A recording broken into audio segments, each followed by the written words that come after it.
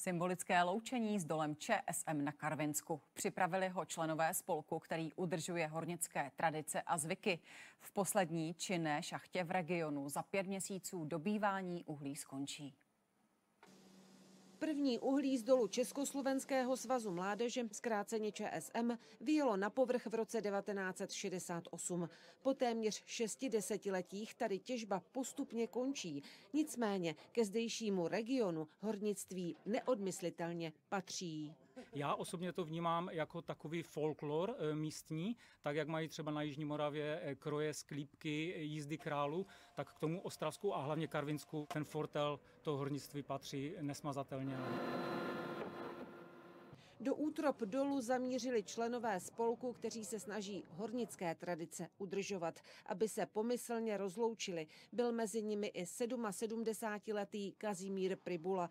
Na dole pracoval celý život. Nejdříve připravoval chodby k rubání, pak se stal báňským záchranářem. Jak jsme chodili v horších podmínkách na vlečení dýchacím přístrojem. Ti horníci, kteří tu jsou, ti museli 8 hodin tvrdě pracovat, takže nebyly to peníze zadarmo.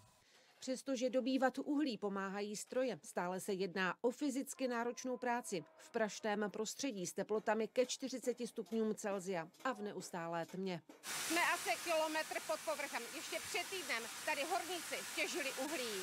Průměrná těžba se zde v porubu pohybovala kolem 1700 tun denně. Bylo vytěženo 320 000 tun tady z tohoto porubu. Na místě stále ještě stojí důlní kombajn. Ten teď musí technici rozmontovat a po částech dopravit nahoru.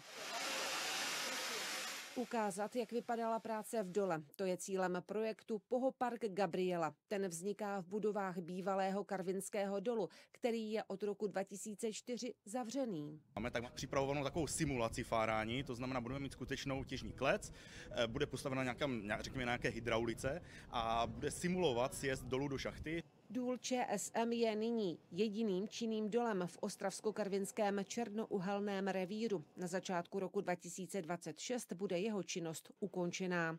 Kateřina Geriková, Česká televize, Stonava. A právě teď končí i dnešní regionální události. Klidný večer, na viděnou zítra.